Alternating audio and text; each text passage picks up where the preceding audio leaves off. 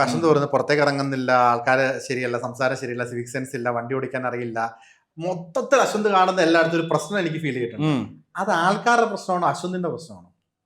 ചുറ്റുമുള്ള എല്ലാവർക്കും ഈ ഓടുന്ന സിനിമയിൽ ഒരു സീനുണ്ട്, എന്റെ കൂടെയുള്ള 48 പേർക്കും വഴി തെറ്റി, അപ്പൊ നിങ്ങൾക്കാണോ തെറ്റി? അല്ല, ഞാൻ പെരിയസ്വാമി, എനിക്ക് തെറ്റില്ല എന്ന് പറയുന്ന പോലെ.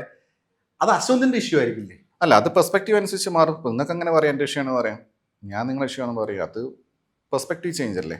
അപ്പൊ ആൾക്കാർ അതല്ല ഞാൻ പറയാം. എനിക്കില്ലല്ല, എന്റെ പ്രശ്നമല്ല. ആൾക്കാർ മര്യാദ ഇല്ല എന്നുള്ളൊരു ഫാക്റ്റാ. നിങ്ങളൊന്ന് റോഡ് ഇറങ്ങി വണ്ടി ഓടിച്ച് നോക്ക്, അപ്പോൾ മനസ്സിലാവും ആൾക്കാർ ഇങ്ങനെയൊക്കെ വണ്ടി ഓടിക്കുന്നത്. നിങ്ങൾ മറ്റുള്ള രാജ്യങ്ങളിലെ ആൾക്കാർ വണ്ടി ഓടിക്കാൻ നോക്ക്, തിയേറ്ററിൽ മറ്റുള്ള രാജ്യത്തെ ആൾക്കാർ ഇങ്ങനെ പോട്ടെ. ഒരു പബ്ലിക് ഫംഗ്ഷൻ എങ്ങനെ ആൾക്കാർ, ഒരു പ്രസംഗം ആൾക്കാർ എങ്ങനെ കേൾക്കുന്നത്? പ്രസംഗം വരെ കേട്ടോണ്ടിരിക്കുമോ? എൻ്റെ ഈ കൂവി വിളിക്കുകയും കൈ അടിക്കുകയും ചെയ്യുമല്ലേ? ഒരു കോൺസേർട്ട് വരെ അറ്റൻഡ് ചെയ്യാൻ പറ്റും, വളരെ റെയറായിട്ടേ ഞാൻ കണ്ടിട്ടുള്ളൂ. അപ്പോൾ അത് എൻ്റെ പ്രശ്നമായിട്ട് എനിക്ക് തോന്നുന്നില്ല, ആൾക്കാരുടെ പ്രശ്നം തന്നെ.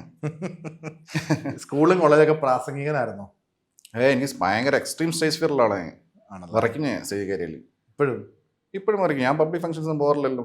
പിന്നെ അത്രയും വല്ല എന്താ പറയുക, എക്സെപ്ഷണൽ ആയിട്ട് ഒഴിവാക്കാൻ പറ്റാത്താണെങ്കിൽ മാത്രമേ ഞാൻ പോകാറുള്ളൂ. വിറയ്ക്കുന്ന വെച്ചാൽ ആൾക്കാർക്ക് എൻ്റെ വിറയിൽ കാണില്ല, പക്ഷെ എൻ്റെ ഉള്ളിൽ സ്റ്റേജ് ഫിയർ അങ്ങനെയാണല്ലോ. പിന്നെ കുറച്ച് സമയം കഴിഞ്ഞാൽ അത് മാറും. പിന്നെ എനിക്ക് നിന്ന് സംസാരിക്കാൻ എനിക്ക് പറ്റൂല. അത് കോൺഫിഡൻസിന്റെ പ്രശ്നമുണ്ടെന്നോ? കോൺഫിഡൻസിന്റെ ഒരു സ്റ്റേജ് ഫിയർ ഉള്ളവർക്ക് നിന്ന് സംസാരിക്കാൻ കുറച്ച് പാടായിരിക്കും. പക്ഷെ ഞാൻ സംസാരിച്ചിട്ടൊക്കെ ഉണ്ട്, അത് വേറെ കാര്യം. പക്ഷെ എന്താണെന്ന് വെച്ച് കഴിഞ്ഞാൽ എനിക്കിപ്പോൾ ഒരു ഉദ്ഘാടനത്തിന് പോയിട്ട് ഒരു ആളുകളെ കയ്യിലെടുത്ത് സംസാരിക്കുക, അതെനിക്ക് പറ്റൂല. അല്ലാതെ ഇപ്പം എന്നോട് ക്വസ്റ്റ്യൻ ചോദിച്ചാൽ ആൻസർ പറയും. അല്ലെങ്കിൽ ഒരു ഇപ്പം നടക്കുന്ന പരിപാടികളുണ്ടല്ലോ, ഫെസ്റ്റിവൽസ്, ലിറ്ററേച്ചർ ഫെസ്റ്റിവൽ, ഫിലിം, അതിൽ ഇരുന്നിട്ട് നമ്മൾ ഒരു ആങ്കർ 3 ആൾക്കാർ ഇരുന്ന് സംസാരിക്കൂലേ, അതെനിക്ക് ഓക്കെയാണ്. അതെനിക്ക് ഓക്കെ. അല്ല, ഒറ്റയ്ക്ക് എൻ്റെ തലയിലാക്കിയിട്ട് ഞാൻ നിന്ന് സംസാരിക്കുക പറഞ്ഞു കഴിഞ്ഞാൽ അതെനിക്ക് കംഫർട്ടബിൾ അല്ല, ഞാനതിന് ഓക്കെ അല്ല. ഈ സിനിമ റിവ്യൂ, ഇപ്പൊ പ്രൊമോഷൻ ഇന്റർവ്യൂസ് എന്ന് പറയുന്ന ഒരു കാറ്റഗറി നടക്കുന്നുണ്ട്. അത് തന്നെ ഇപ്പൊ ഒരു 5-6 വർഷമായിട്ട് കണ്ടിന്യൂസ് നടന്നത്. അത് തന്നെ ആൾക്കാർക്ക് മടുത്തു തുടങ്ങി. ഇപ്പം സിനിമാക്കാർക്കും മടുത്തു തുടങ്ങി, ആൾക്കാരും കണ്ട ഒരേ പരിപാടികൾ തന്നെ റിപ്പീറ്റഡ്ലി പൊക്കോണ്ടിരിക്കുന്ന പരിപാടിയാണ്. അതിന്റെ ഒരു കാലഘട്ടം ഒരു പക്ഷേ അധികം നാളത് മുമ്പോട്ട് പോകാതെ മറ്റൊരു സ്റ്റേജിലേക്ക് ഇപ്പൊ എത്തിയേക്കാം. ഈ റിവ്യൂവിന്റെ ഒരു ഭാവി എന്താണ്? ഏതൊരു കാലഘട്ടം വരെ റിവ്യൂ ചെയ്ത് മുമ്പോട്ട് വന്നിട്ട്? നിങ്ങൾ ഉദ്ദേശിക്കുന്നത് മറ്റേ പേഴ്സണൽ റിവ്യൂസ് ആണോ, അതോ സിനിമയുടെ റിവ്യൂ ചെയ്ത്? മറ്റേ പ്രോഗ്രാമിനെ കുറിച്ചല്ലോ. ഏത് പ്രോഗ്രാം? അല്ലെങ്കിൽ സിനിമ പ്രൊമോഷൻ പ്രോഗ്രാം. ഞാൻ എക്സാമ്പിൾ പറയാം. ഇപ്പൊ പ്രൊമോഷൻ എന്ന് വെച്ചാൽ ഒരു സമയത്ത് ആൾക്കാർക്ക് ഭയങ്കര ഇൻട്രസ്റ്റ് ആയിരുന്നു. പിന്നെ പിന്നെ പിന്നെ പിന്നെ ഒരേ കാര്യങ്ങൾ ഇങ്ങനെ ഒരു സിനിമയുടെ 10 ഇന്റർവ്യൂ കൊടുക്കുന്നു. അതിങ്ങനെ വന്ന് നടന്മാർക്കും മടുത്തു, ടെക്നീഷ്യന്മാർക്കും മടുത്തു, ഓഡിയൻസിനും കാണുന്നതും മടുത്തു. ഏതോ 1-2 മനസ്സിലായി. അത് ഗ്രാജുവലി ഗ്രാഫ് താഴേക്കാ പോണേ. അതുപോലെ തന്നെ റിവ്യൂവിന്റെ ഒരു ഫ്യൂച്ചർ എന്താണ്? സിനിമ എന്നും കാണും, പക്ഷേ റിവ്യൂവിന്റെ ഒരു ഭാവി എന്തായിരിക്കും? എത്ര വർഷം ഇതേപോലെ പോകാൻ പറ്റും? അതെ, അത് ഉത്തരം പറയാം. അതായത് സിനിമ റിവ്യൂസിന് പ്രത്യേകത ഉണ്ട്. കാരണം ഇറ്റ്സ് ബേസ്ഡ് ഓൺ സിനിമാസ്. അപ്പോൾ സിനിമ ആളുകൾ ഇഷ്ടപ്പെടുന്നിടത്തോളം കാലം, സിനിമ ആൾക്കാർക്ക് താല്പര്യമുള്ള ഒരു എൻ്റർടൈൻമെൻ്റ് ആയിരിക്കുന്നിടത്തോളം കാലം റിവ്യൂസിനും അതേ വ്യൂസും പ്രസക്തിയുണ്ട്. പക്ഷേ അത് ആളുകൾ മാറിയേക്കാം. ഇപ്പം ഞാൻ വരുന്നതിന് മുമ്പേ ഇവിടെ സുധീഷ് പൈനൂരൊക്കെ വലിയ കുട്ടി റിവ്യൂർ ആയിരുന്നു. പക്ഷേ പുള്ളി ഇപ്പം ജോലി തിരക്ക് കാരണം അല്ലാതൊന്നും മൺസൂൺ മീഡിയനാണ് സുധീഷ് പൈനൂർ. അപ്പോൾ പുള്ളിക്കൊന്നും ഇപ്പോൾ വലിയ റീച്ചില്ല എന്ന് മാത്രമല്ല പുള്ളി അങ്ങനെ ടൈംലി ആയിട്ട് ചെയ്യുന്നില്ല. അങ്ങനെ ജോലി ഉണ്ടോ എനിക്കറിയാം. അപ്പോൾ ഞാൻ വരുന്നതിന് മുമ്പ് ഉണ്ണി ഗംഭീരമായിട്ട് റീച്ച് അടിച്ച് പോയിക്കൊണ്ടിരുന്ന. അപ്പോൾ അങ്ങനെ ഓരോ സമയത്ത് ഓരോ ആൾക്കാരുണ്ടാവും. അപ്പോൾ ഞാൻ വന്നപ്പോൾ കുറച്ചേരം ഞാൻ നിൽക്കുന്നുണ്ട്. ഇനി എന്നെക്കാളും താല്പര്യമുള്ള ആളുകൾക്ക് താല്പര്യമുള്ള റിവ്യൂർ വന്നു കഴിഞ്ഞാൽ എൻ്റെ റീച്ച് സ്വാഭാവികമായിട്ടും കുറയും.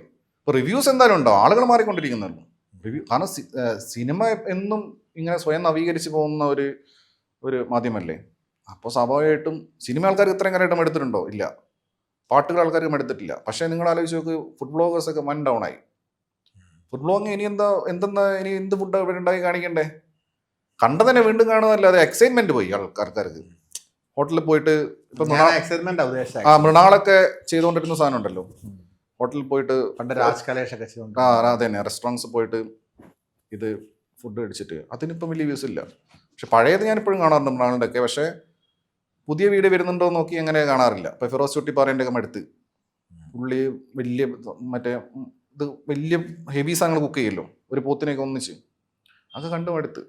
അപ്പോൾ ലൈഫ് സ്റ്റൈൽ വ്ളോഗ്സ് ഇതൊക്കെ എടുത്ത്. അപ്പോൾ ഇതെനിക്ക് cinema based on something else അല്ലേ. അപ്പോൾ സിനിമ റിവ്യൂസിന് മടുക്കൂല. ആൾക്കാരെ മടുക്കുമായിരിക്കും, പക്ഷെ റിവ്യൂസ് മടുക്കൂല. എല്ലാ സ്ഥലത്തും ഇപ്പം തമിഴ്നാട്ടിലൊക്കെ ഇപ്പം എല്ലാവരും ബ്ലൂ സട്ടേനൊക്കെ എപ്പോഴും കണ്ടോണ്ടിരിക്കുന്നില്ലേ. മടുത്തിൻ്റെ അങ്ങനെ വ്യൂസ് വരില്ലല്ലോ. വർഷങ്ങൾക്ക് മുമ്പ് സിനിമാ മംഗളം എന്ന് പറഞ്ഞ മാഗസിനില് ഗാനതർപ്പണം എന്ന് പറഞ്ഞൊരു പങ്ക്തി ഉണ്ടായിരുന്നു. അറിയാം. TP ശാസ്ത്രമംഗലം. അറിയാം ഞാൻ വായിക്കാൻ ഞാൻ ആദ്യമായിട്ട് വായിച്ചൊരു റിവ്യൂ അതാ. അദ്ദേഹം പാട്ടിന്റെ വരികളെ കൊല വിളിച്ചെഴുതും. അപ്പം പക്ഷെ അദ്ദേഹത്തിന്റെ പേര് പോലും പലയിടത്തും പരാമർശിക്കപ്പെടുന്നില്ല. അദ്ദേഹത്തിന്റെ റിവ്യൂവിന് ഇപ്പൊ പഴയ പോലെ ഒരു പാട്ടിനെ ഇന്ന് ആര് റിവ്യൂ ചെയ്യുന്നു? എന്നാലും പാട്ടിപ്പോ ഉണ്ടോ? പാട്ട് ആൾക്കാർ കേൾക്കാറുണ്ട്. അല്ല, വേറെ കക്ഷിയുണ്ട്, പുള്ളിയുടെ പേരെന്തെന്ന് പറഞ്ഞു, പാട്ട് വർത്താനം TP ശാസ്ത്രമംഗലം. അല്ല, ഇപ്പം വേറെ കക്ഷിയുണ്ടെന്ന് പാട്ട് വർത്താനം ചെയ്യുന്നത്, പക്ഷെ റിവ്യൂ അല്ല ചെയ്യുന്നത്. അല്ല, പക്ഷെ പുള്ളിയുടെ ഇതിന് വ്യൂസ് ഉണ്ട്. അത് കാലഘട്ടം മാറിയില്ലേ, എഴുത്തല്ലല്ലോ ഇപ്പം. പറയുന്നതിന് വേറെ കുറെ പ്രശ്നങ്ങളുണ്ട്. പറയുന്ന ആളുകൾക്ക് കണ്ടിരിക്കാൻ തോന്നണം വീഡിയോ കാണുമ്പോഴേ. എഴുത്ത് നമുക്ക് എഴുതി കഴിഞ്ഞാൽ ഒരിക്കലും ഒരു പാട്ടിനെ റിവ്യൂ ചെയ്യോ പോസ്റ്റ്മോർട്ടം ചെയ്യുകയല്ല. ദിവ ആ പാട്ടിന്റെ ബാക്ക്ഗ്രൗണ്ട് അത് പറയും. അല്ല, അതിന്റെ അർത്ഥങ്ങൾ പറയാറുണ്ട്. പുള്ളിയാണ് മറ്റേ ഇതിലെ തെങ്കാശിപ്പട്ടണത്തിൽ അതൊക്കെ ഡീകോഡ് ചെയ്തത്. അതുപോലെ തന്നെ എ.ആർ. റഹ്മാന്റെ യോധയിലൊക്കെ വർക്ക് ചെയ്തത്. അതെ, പുള്ളി എനിക്കറിയാം. അപ്പം പുള്ളിക്ക് വ്യൂസ് ഉണ്ട്. അതായത് കാലം മാറുന്നതനുസരിച്ചിട്ട് അപ്ഡേറ്റ് ആയിട്ടില്ലെങ്കിൽ നടക്കൂല. ഇപ്പൊ TP ശാസ്ത്രമംഗലം ഇപ്പൊ ഇരുന്നിട്ട് പറഞ്ഞു കഴിഞ്ഞാൽ ആരും കാണുന്ന എനിക്ക് തോന്നുന്നില്ല. കാരണം പുള്ളിയുടെ ഒരു സ്റ്റൈൽ അതായിരിക്കുമല്ലോ. പുള്ളിയുടെ പ്രസംഗം ഞാൻ കേട്ടിട്ടുണ്ട്. ആൾക്കാർക്ക് താല്പര്യം ഉണ്ടാവുന്ന രീതിയിലുള്ള പ്രസംഗമായിട്ട് എനിക്ക് താല്പര്യം തോന്നിയിട്ടില്ല. അപ്പൊ സ്വാഭാവികമായിട്ടും സാധ്യതയില്ല. ആൾക്കാർ മാറി വരും. ഈ സംഭവം ഇവിടെ തന്നെ ഉണ്ടാവും. അതെ അതെ അതെ അതെ. ആ സിനിമ റിവ്യൂവിന്റെ കാര്യത്തിലാണ്. ഇതിനിപ്പോ പുതിയൊരാൾ വന്നിട്ട് ഫുഡ് വ്ലോഗ് ആയിട്ട് കാര്യമൊന്നുമില്ല. അല്ലെങ്കിൽ ലോകത്താരും കഴിക്കാത്ത ഭക്ഷണം കാണിക്കേണ്ടി വരും. അത് പോയിന്റാ. ഈ നമ്മളിപ്പോ ഈ അടുത്ത ദിവസങ്ങളിൽ ഏറ്റവും കൂടുതൽ സോഷ്യൽ മീഡിയ കത്തുക എന്ന് പറഞ്ഞ ഒരു ടൈം ഇപ്പൊ വന്നത് മോഹൻലാൽ ലാലേട്ടൻ മീശ എടുത്തപ്പോഴാണ്. 8-9 വർഷത്തിന് ശേഷമാണ് അദ്ദേഹത്തിന്റെ പഴയ ലുക്കിൽ കണ്ടത്. ഒരു റിവ്യൂവർ എന്നുള്ള രീതിയിൽ ഇപ്പൊ തരൺമൂർത്തിയുടെ ഒരു സിനിമ ഇപ്പൊ തുടരും ഇറങ്ങുന്നതിന് മുൻപ് അശ്വന്ത് ഒരു റിവ്യൂവിൽ പറഞ്ഞത് ഭയങ്കര പ്രതീക്ഷയാണ് പറഞ്ഞത് തരൺമൂർത്തിയുടെ സിനിമയെ പറ്റി. അതുപോലെ തന്നെ ആ സിനിമ അത് മീറ്റ് ചെയ്യുകയും ചെയ്തു. ഇപ്പം അടുത്ത ഒരു സിനിമ വരുന്നു, ലവ്ലാഞ്ചൻ എന്നാണ് എനിക്ക് തോന്നുന്നു അദ്ദേഹത്തിന്റെ പോസ്റ്റർ. അപ്പൊ മീശ മാത്രം വെച്ച് താടി വടിച്ച ഒരു ലാലേട്ടനെ കാണാൻ വേണ്ടിയിട്ട് എന്താണ് ആ സിനിമ ലാലേട്ടൻ ഈ ലുക്ക് വെച്ചിട്ട് പ്രതീക്ഷകൾ എന്തായിരിക്കും? അല്ല, തരൺമൂർത്തി സിനിമ ആയതുകൊണ്ട് തന്നെ ലുക്ക് വെച്ചിട്ടല്ല തന്നെ പ്രതീക്ഷയുണ്ട്. പിന്നെ ലാലേട്ടൻ്റെ കേസ് എന്നെ ഇപ്പം കുറച്ച് കഴിഞ്ഞ ലാസ്റ്റ് വീക്ക് ലാലേട്ടൻ്റെ ഈ പിക്ചേഴ്സ് വന്നതിന് ശേഷം, വീഡിയോസ് വന്നതിന് ശേഷം എൻ്റെ പഴയ ഞാൻ പണ്ട് ലാലേട്ടൻ്റെ ഈ പോസ്റ്റ് ഓഡിയൻ പീരീഡിൽ വന്ന സിനിമകൾ ഞാൻ റിവ്യൂ ചെയ്ത ക്ലിപ്സ് ഉണ്ടല്ലോ, അതിൽ ഞാൻ ലാലേട്ടനെ നിശ്ചിതമായി വിമർശിച്ചത് ലാലേട്ടൻ്റെ ഫേസ് അനങ്ങുന്നില്ല, ഐ ബാഗ് ഇല്ല, മറ്റേ പറഞ്ഞിട്ട് ഓഡിയൻ്റെ കേസ് അറിയാലോ. അപ്പോൾ അത് വെച്ചിട്ട് എന്നെ പൂരത്തെറിയാം. ഇൻസ്റ്റയിലൊന്നും തെറിക്ക് കണക്കില്ല. ഇറങ്ങി വാടാന്നെല്ലാം പറഞ്ഞിട്ട് ഇപ്പം എന്താടാ കാണടാ, ഇപ്പം എന്താടാ നീ അങ്ങനെ പറഞ്ഞടാ ഇങ്ങനെ പറഞ്ഞു. അപ്പം അതിനൊരു മെഡിക്കൽ സയൻസിൻ്റെ ഒരു ബാക്ക്ഗ്രൗണ്ട് ഉണ്ടല്ലോ അതിന്. അപ്പം അതിന് ടൈം ഉണ്ടായിരുന്നു. അത് ആൾക്കാർക്ക് അറിയായിരുന്നു. അതായത് വിവരമുള്ള ആൾക്കാർക്ക് അന്നേ അറിയായിരുന്നു ഇറ്റ് വിൽ ടേക്ക് ഒരു 6-7 years എടുക്കുന്നു. ഇതിൻ്റെ ട്രീറ്റ്മെൻറ്റിൻ്റെ ആ ഒരു സൈഡ് എഫക്റ്റ് മാറാൻ വേണ്ടി അത്രയും സമയം ആവശ്യമായിരുന്നു. അപ്പം അതുകൊണ്ട് അത്രയും കാലം ഞാനായിട്ട് താടി വെച്ച് അഭിനയിച്ചേ. കാരണം ആ സമയത്ത് താടി എടുത്ത പ്രശ്നമായിരുന്നു. അത് എടുത്തപ്പോഴും നമ്മൾ കണ്ടതോ ഏതൊരു 1-2 പടം, എനിക്ക് തോന്നുന്നു ബിഗ് ബ്രദറിലാണെന്ന് തോന്നുന്നു. കംപ്ലീറ്റ്ലി താടി എടുത്തിട്ടില്ല, അതുകൊണ്ട് ട്രിം ചെയ്തിട്ടുള്ളൂ. ഇതുപോലെ ചെയ്തിട്ടില്ല. ഇതുപോലെ ചെയ്താൽ അത് സംഭവം ആ ട്രീറ്റ്മെന്റിന്റെ ഭാഗമായിട്ട് ഉണ്ടായിട്ടുള്ള സൈഡ് എഫക്റ്റ് കൊണ്ട് പറ്റൂലായിരുന്നു. ഇതതിന്റെ ടൈം മെഡിക്കലി അതിന്റെ ടൈം കഴിഞ്ഞ് അത് റിക്കവർഡായി കംപ്ലീറ്റ്ലി. അപ്പോൾ കറക്റ്റ് ടൈമിൽ തരൺമൂർത്തിക്ക് പ്രൊജക്റ്റ് വന്ന് പുള്ളി പിന്നെ ലാലേട്ടനെ ഇപ്പം നിലവിൽ കണ്ടംപററി ലാലേട്ടൻ ഏറ്റവും നന്നായിട്ട് യൂസ് ചെയ്യാൻ അറിയുന്ന ആള് തരൺമൂർത്തിയാണ്. അത് അദ്ദേഹത്തിന് ഇന്റർവ്യൂസ് കണ്ടാൽ തന്നെ മനസ്സിലാവും. അപ്പം പുള്ളി അത് പെർഫെക്റ്റ്ലി യൂസ് ചെയ്യുന്നതാണ് ഞാൻ വിശ്വസിക്കുന്നത്.